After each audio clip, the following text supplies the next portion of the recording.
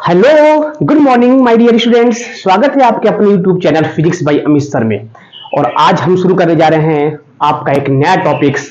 किसका? Class ninth का physics का आज से एक टॉपिक शुरू होगा। वह है आपका मोशन। मोशन कितना इंपॉर्टेंट टॉपिक्स है, आपको अगर नहीं पता होगा तो आप बिल्कुल ध्यान से देखिए कि मोशन कितना इंपॉर्टेंट टॉपिक है। और मोशन किस टॉपिक के अंतर्गत आता है? काइनेमेटिक्स के अंतर्गत आता है। There are two parts, motion and rest. Class 9th का बैच स्टार्ट हो गया है और यहीं से आप धीरे धीरे पढ़ते जाएंगे और आने वाले क्लास 11th में जब जाओगे इसी को थोड़ा सा डिटेल में पढ़ा जाएगा कि वहां पे बनेगा आपका मैकेनिक्स के नाम से आएगा टॉपिक्स।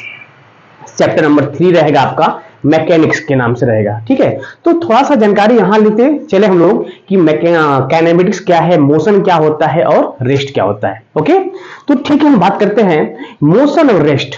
आप बताओ, मोशन और रेस्ट को देख के बहुत होता है कंफ्यूजन कि कौन मोशन में है कौन रेस्ट में है। मोशन और रेस्ट का डिफिनेशन बाद में, पहले इसकी थ्योरी को समझो ध्यान से कि मोशन और रेस्ट है रियल में क्या। ठीक है, किसको मोशन में कहेंगे, किसको आपका रेस्ट में कहेंगे। ध्यान दीजिएगा, यहां पे कंपेयर किया जाता है। कंपेरेबल अगर है एक दूसरे के तो या तो वो रेस्ट में होता है या तो वो मोशन में होता है ना। रियल में देखा जाए, सपोज करिए कि ये आपका एक कंडीशन है। यहां पे देखिए, ये है आपका रेस्ट और ये है आपका मोशन।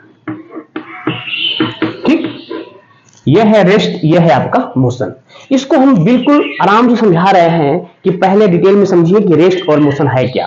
सपोज करो कि रेस्ट अगर कोई बॉडी होता है, if an object does not change its position with respect to time.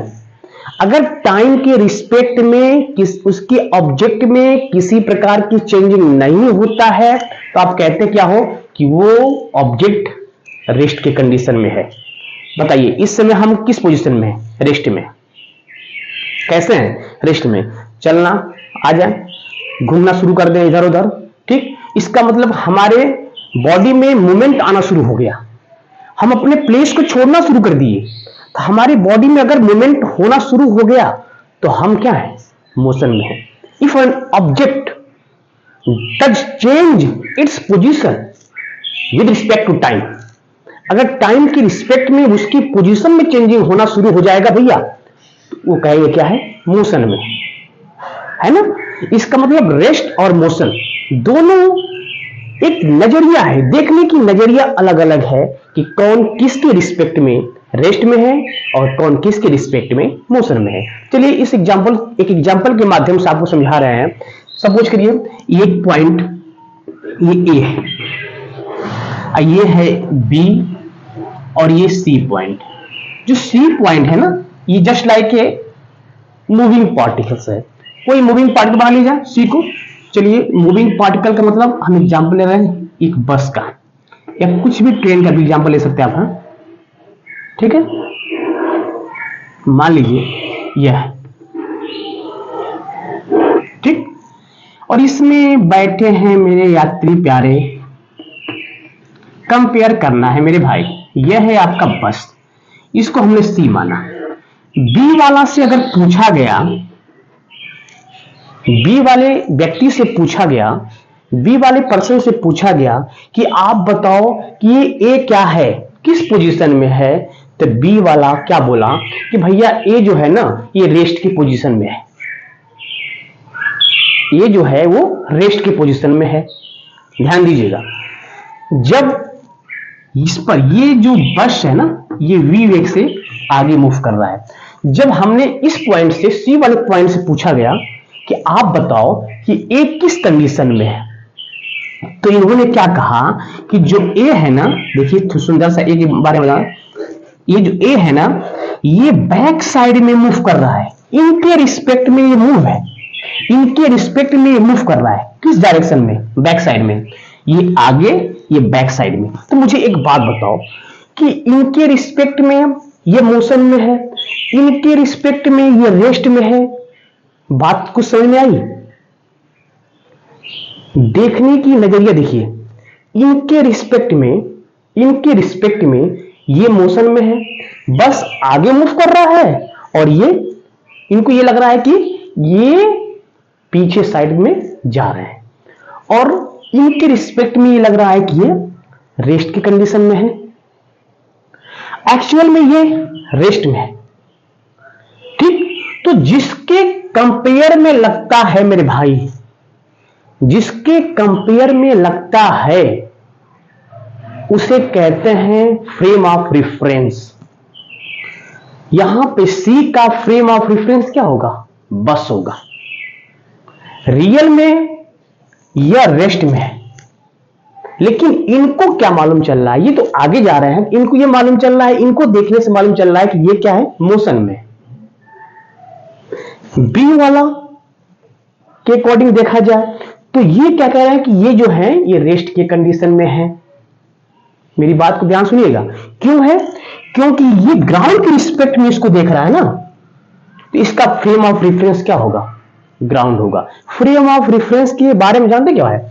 Frame of reference, frame of reference का मतलब होता है कि जिससे कंपेयर करते हो मेरे भाई, जिससे आप कंपेयर करते हो ना, वही उसका फ्रेम ऑफ रेफरेंस है। हम बस से कंपेयर कर रहे हैं तो बस क्या है?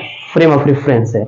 हम ग्राउंड से कंपेयर कर रहे हैं तो फ्रेम ऑफ रेफरेंस क्या हो जाएगा? ग्राउंड हो जाएगा। आई होप ये बात समझ में आई। एक दूसरे की देखने की नजरिया है। रियल में इनको लग रहा है कि ये मोशन में है, इनको लग रहा है कि ये मोशन में है। इसमें बैठा अगर कोई यात्री है तो इनको बैठा यात्री, इसमें बैठा हुआ कोई सीट पे यात्री है तो उनको क्या लग रहा है कि ये बंदा क्या है? मोशन में है। मेरी बात समझ में आ रही है ना? और इनको क्या लग रहा है कि ये मोशन में है। लेकिन रियल में ये क्या है? एक दूसरे के कंपेयर में ऐसा लग रहा है। तो जब कंपेयर करते हो ना, तो उसी कंपेयरिंग को ही कहते हैं frame of reference. I hope मेरी बात समझ में आ रही होगी। इसे कहते हैं फ्रेम ऑफ रेफरेंस। जहां पर जिससे कंपेयर करते हो वही उसका फ्रेम ऑफ रेफरेंस बन जाता है। या बस से कंपेयर कर रहे हो तो बस क्या है? फ्रेम ऑफ रेफरेंस है। या ग्राउंड से, ग्राउंड पे है ना, इनको क्या लग रहा है कि ये रेस्ट की पोजीशन में है, तो ग्राउंड से आप कंपेयर कर रहे हो, इसका फ्रेम ऑफ रेफरेंस क्या हो जाएगा? आपका ग्राउंड हो जाएगा। आई होप ये बात समझ में आ रही होगी। अब देखा जाए इसका डिफिनेशन क्या होता है। इसका देखा जाए कि डिफिनेशन क्या होता है कि रेस्ट और मोशन का अलग अलग डिफिनेशन देखा जाए, उसके बाद कंफर्म हो जाएगा। ओके, चलिए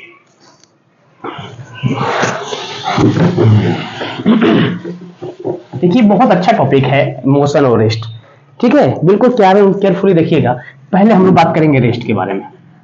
पहले बात करेंगे हम लोग रेस्ट के बारे में। रेस्ट क्या है? रेस्ट, ध्यान दीजिए। इफ एन ऑब्जेक्ट, डिफिनेशन मेरे साथ लिखिए।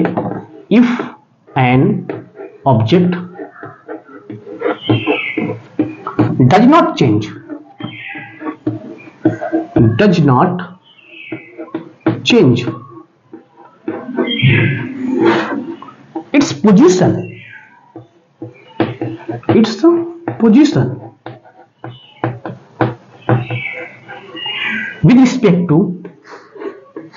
with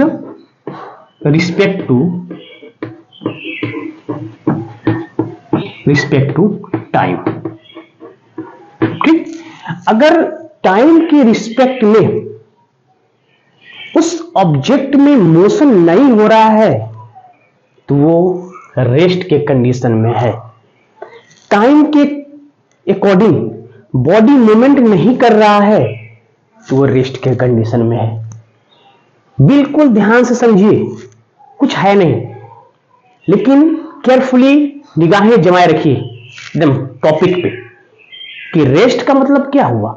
If an object cannot या does not change its position with respect to time, अगर टाइम के रिस्पेक्ट में चेंजिंग नहीं हो रहा है तो वो रेस्ट के कंडीशन में होगा। अरे सिंपल सी बात है कि अगर ऑब्जेक्ट दिया हुआ है, उस ऑब्जेक्ट में वो ऑब्जेक्ट अगर अपना पोजीशन नहीं चेंज करेगा तो वो रेस्ट में होगा। सपोज करो ये हम चाक लिए हैं, ये क्या है? चौक है। चौक को जब तक हम बोर्ड पे राइट नहीं करेंगे तो क्या ये मोशन में होगा? नहीं। अगर हम ऐसे लिए हुए हैं तो किस पोजीशन में है?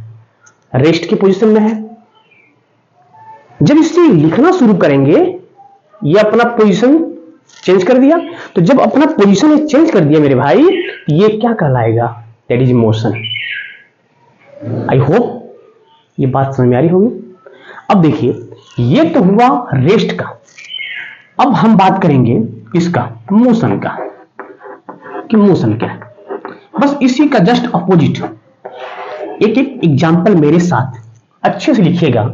टॉपिक बहुत ही शानदार दिया हुआ है, मोशन। अब यहां पे if an object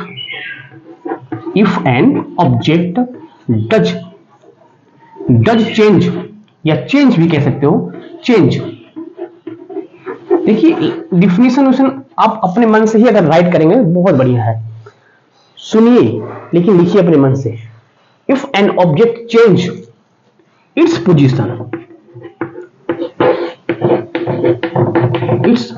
position with respect to time, with respect to time. ठीक, अगर टाइम के रिस्पेक्ट में चेंजिंग होना शुरू हो गया मेरे भाई, वो मोशन के कंडीशन में आएगा। अगर वो अपना पोजीशन चेंज कर दिया तो वो बॉडी क्या होगी? मोशन में होगी। आई होप क्लियर हुआ। मोशन और रेस्ट बहुत डिटेल में नहीं पढ़ा रहे हैं, आपकी जो टॉपिक है ना, बस what is rest, what is motion. अब मोशन के कितने पैरामीटर्स हैं? 5 पैरामीटर्स है मोशन के। मोशन के कितने पैरामीटर्स हैं? 5 पैरामीटर्स हैं किसके? मोशन के। कौन कौन है भैया? एक तो आपका डिस्टेंस होगा, एक तो डिस्प्लेसमेंट होगा, एक तो आपका एक्सीलरेशन होगा, एक तो आपका वेलोसिटी होगी, है ना। ये 5 आपके पैरामीटर्स हैं किसके? किसके हैं? मोशन के। तो पहले 5 पैरामीटर के बारे में हम पढ़ लें, उसके बाद मोशन कितने टाइप्स होते हैं, मोशन के ग्राफ पढ़ेंगे हम लोग। ओके, चलिए इसका स्क्रीनशॉट ले लीजिए।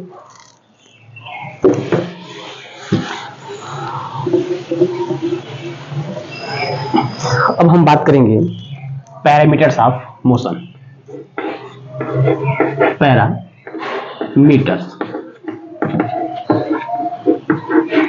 ऑफ मोशन, कौन कौन पैरामीटर्स होता है? पहला डिस्टेंस,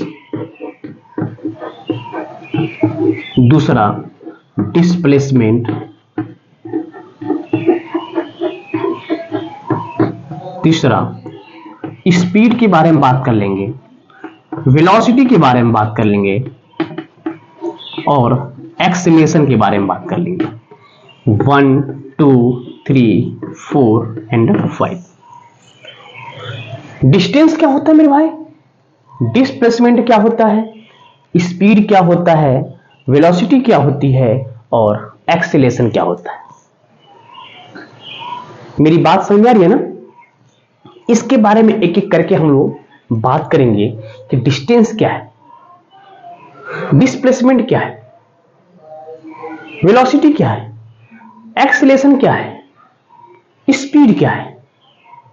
इसके बारे में चर्चा करेंगे।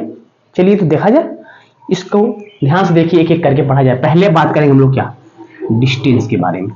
एक बात बताओ, चलिए देखिए मेरे साथ टॉपिक को नोट करते चलिए। एक एक करके टॉपिक अगर नोट करेंगे ना साथ में मेरे, तो आपका एक अच्छा सा नोट्स बन जाएगा। ये देखिए डिस्टेंस के बारे में।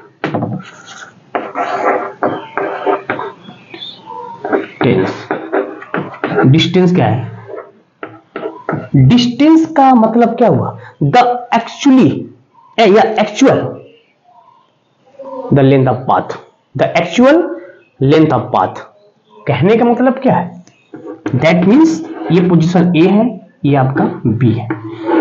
ये ऑब्जेक्ट, ये व्यक्ति, ये कोई पर्सन है, इसको यहां तक जाना है। ठीक, यहां से चलना शुरू किया, यहां ऐसे ऐसे ऐसे ऐसे करते करते करते करते यहां पहुंचा। तो पहले यहां से यहां गया होगा, फिर यहां से यहां गया होगा, फिर यहां से यहां गया होगा, फिर यहां गया होगा, फिर यहां पे यहां पे यहां पे, ऐसे करते करते करते तब यहां पहुंचा होगा। द एक्चुअल डिस्टेंस,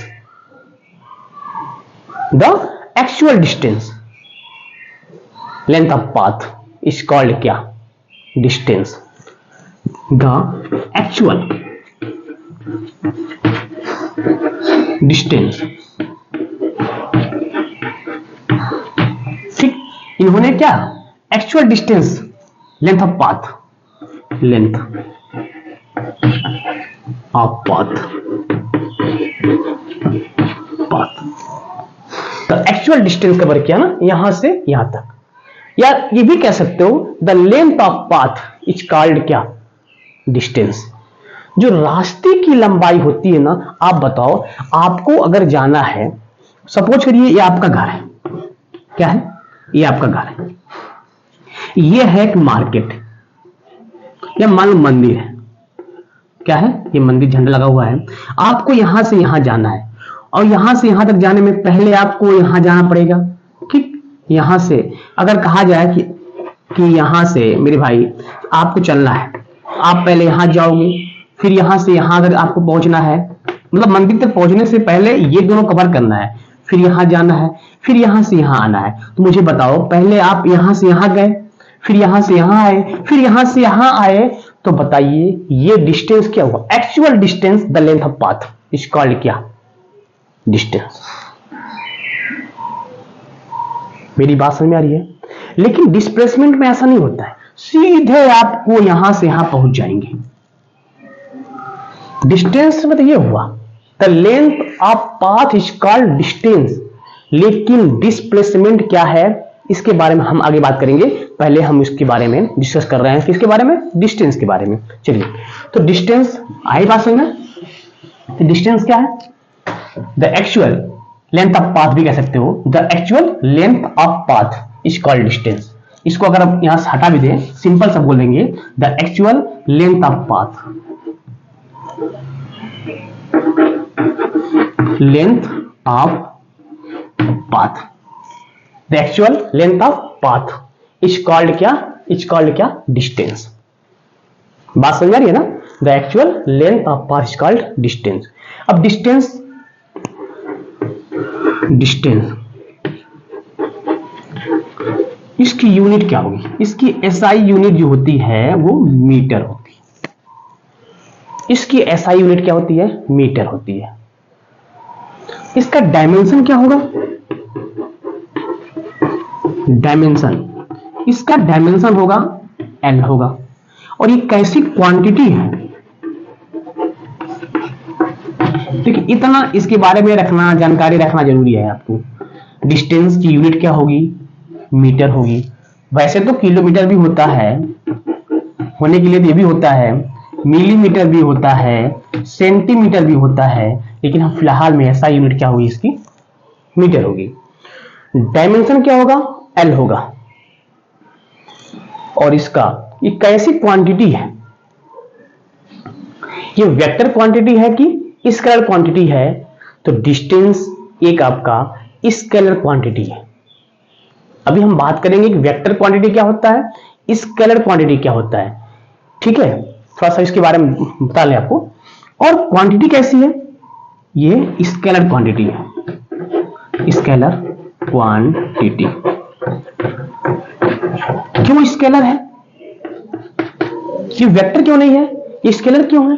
क्योंकि वेक्टर क्वांटिटी वो होता है जिसमें मैग्नीट्यूड और डायरेक्शन दोनों होता है। That quantity represented by magnitude and direction is called क्या? Vector quantity. जिसमें केवल मैग्नीट्यूड होता है, नो डायरेक्शन, उसे कहते हैं क्या? Scalar quantity. It is the scalar quantity, only magnitude दिया हुआ है।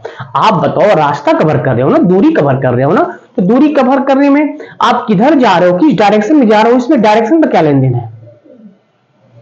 किस डायरेक्शन में जा रहे हो, उसमें डायरेक्शन का कोई भूमिका नहीं है। बस आपको डिस्टेंस कवर कर रहे हो। आप यहां से वहां गए, वहां से यहां गए, वहां से यहां आए, मेरे पास आए, इसका मतलब आप डिस्टेंस कवर कर रहे हो। They are no direction. It is called क्या? Scalar quantity. I hope clear हुआ होगा।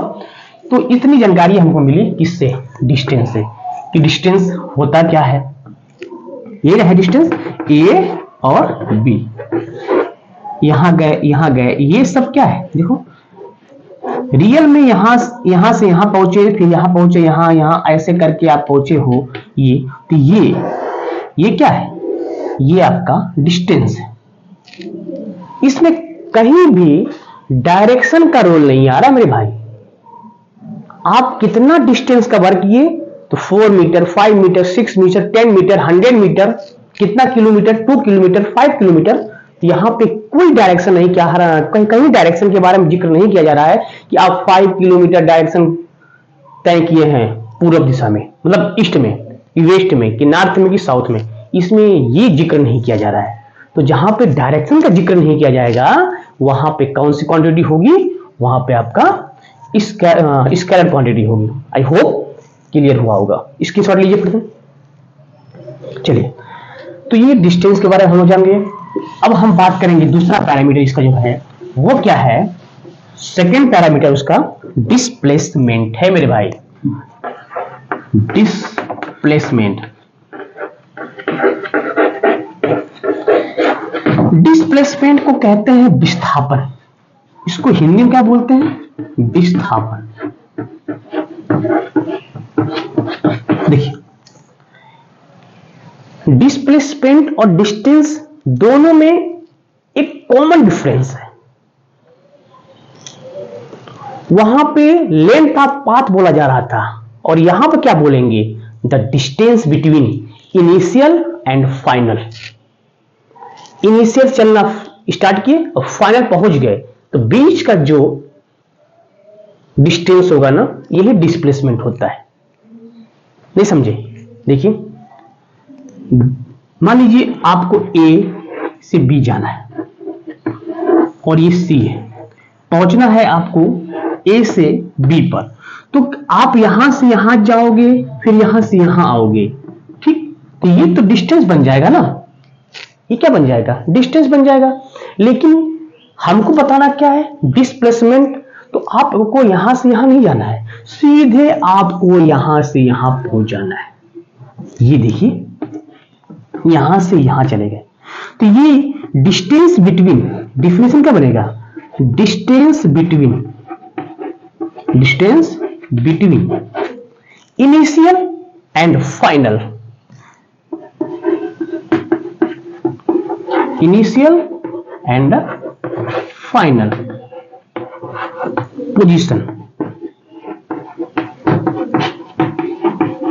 देखिए, आपको इनिशियल से स्टार्ट किए और फाइनल पे पहुंच चुके, तो ये बीच का ये बीच का जो दूरी होगा ना, जो डिस्टेंस होगा ना, वही क्या होता है, डिस्प्लेसमेंट होता है।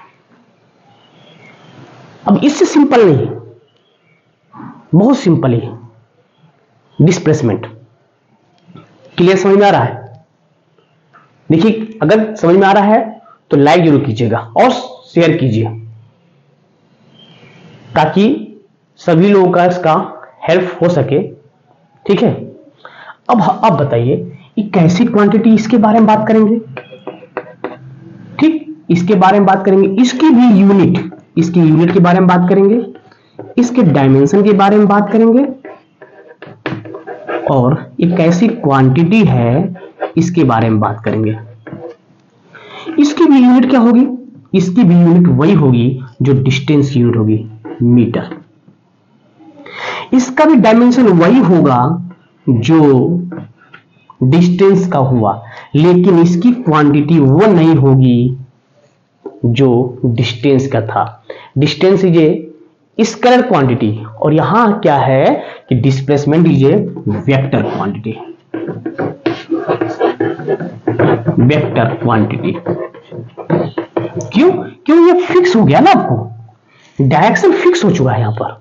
यहां डायरेक्शन फिक्स नहीं था, यहां डायरेक्शन फिक्स हो चुका है, सीधे यहां से यहां जाना है, दैट इज फिक्स डायरेक्शन। तो जहां पे डायरेक्शन आ गया मैग्नीट्यूड के साथ साथ, वो बन जाता है क्या, डिस्प्लेसमेंट। वो बन जाता है क्या, कौन सी क्वांटिटी बन जाती है, वो बन जाती है आपकी vector quantity. I hope clear हुआ? सेकेंड पैरामीटर समझ में आया? मोशन के सेकेंड पैरामीटर, पहला मैंने क्या बताया? डिस्टेंस के बारे में, दूसरा क्या बता रहे हैं आपको? डिस्प्लेसमेंट के बारे में। स्क्रीनशॉट लीजिए।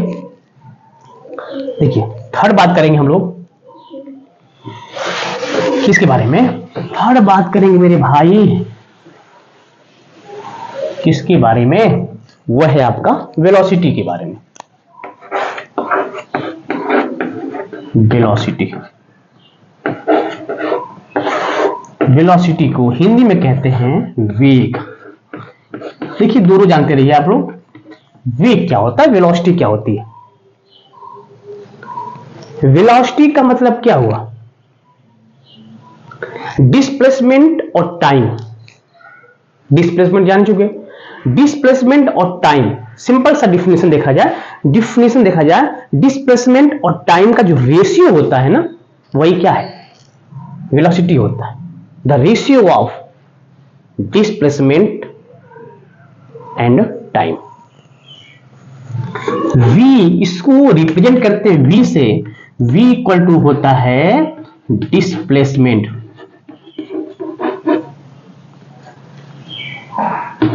Displacement upon time. v equal to D upon T कह सकते हैं। यहां पे d क्या है? डिस्प्लेसमेंट है, ठीक है। डिस्प्लेसमेंट और टाइम का जो रेशियो होता है वो क्या होता है? वेलोसिटी होता है। द रेशियो ऑफ, डिफिनेशन बना लो आप, द रेशियो ऑफ डिस्प्लेसमेंट, ठीक, एंड टाइम। देखिए आपके लैंग्वेज में लिखा रहे हैं बाबू, इसको आपको समझने में बहुत आसानी होगी। The ratio of displacement and time is called क्या? वेलोसिटी। वेलोसिटी क्लियर हुआ कि डिस्प्लेसमेंट और टाइम का जो रेशियो होता है वो क्या है? एक वेलोसिटी है। अब आपसे पूछा जाएगा कि वेलोसिटी कैसी क्वांटिटी है, वेलोसिटी का डायमेंशन क्या होता है, वेलोसिटी की यूनिट क्या होती है, ठीक है। तो यहां देखा जाए, इसका एक एक करके पढ़ा जाए। इसका डायमेंशन, इसके डायमेंशन के बारे में बात करेंगे, इसके यूनिट के बारे में बात करेंगे, और ये कैसी क्वांटिटी है इसके बारे में बात करेंगे। तो इसका डायमेंशन क्या हो जाएगा? चलिए फॉर्मूले से निकाला जाए डायमेंशन। इसका डायमेंशन निकाला जाए फॉर्मूले से।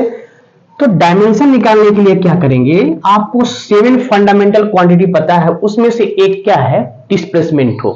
डिस्प्लेसमेंट हो, चाहे वो डिस्टेंस हो, चाहे वो हाइट हो, ठीक है, कुछ भी रहेगा मेरे डियर, ये इसका डायमेंशन एक ही होता है, वह है एल। तो एल हो जाएगा। और टाइम का डायमेंशन होता है टी। ये ऊपर चला जाएगा, ये बन जाएगा एल टी पर -1। तो डायमेंशन निकल गया इसका। ये कैसे, इसकी यूनिट क्या होगी? फॉर्मूला देखिए, ये है आपका डिस्प्लेसमेंट, तो डिस्प्लेसमेंट की यूनिट क्या होगी? मीटर। और ये है आपका टाइम, टाइम की यूनिट क्या होगी? सेकेंड। तो बन गया मीटर पर सेकेंड। कैसी क्वांटिटी है? लीजिए वेक्टर क्वांटिटी। क्या है? Vector quantity. कैसी क्वांटिटी है मेरे भाई? लीजिए वेक्टर क्वांटिटी। जो वेक्टर क्वांटिटी है इसमें मैग्नीट्यूड और डायरेक्शन दोनों होगा, तो ये है आपका वेक्टर क्वांटिटी। आई होप यहां तक तो क्लियर हुआ होगा कॉन्सेप्ट। मेरे साथ ऐसे ही पढ़ते रहिए, और चैनल पर नए हैं तो चैनल को सब्सक्राइब कर लीजिए, ताकि लेटेस्ट वीडियो का अपडेट आपको हमेशा मिलता रहे। और इसको बार बार देखते रहिए और एंड तक देखिए, तभी समझ में आएगा लेक्चर्स। और जब भी मैं नया लेक्चर्स अपडेट करता हूं ना, तो प्रीवियस लेक्चर को देख के ही ये लेक्चर देखा करिए, और नोट्स मेरे साथ बनाते रहिए। एक एक टॉपिक के बारे में हम डिस्कस करेंगे, और उसका नोट्स प्रॉपरली आपका हम तैयार करा देंगे, ठीक है ना। तो आप मेरे साथ नोट्स भी बनाते रहिए, ठीक, पढ़ाने के बाद नोट्स भी बनाते रहिए। तो आज की टॉपिक को मैं इतना ही स्टॉप कर रहा हूं। मिलते हैं आपसे नेक्स्ट वीडियो में।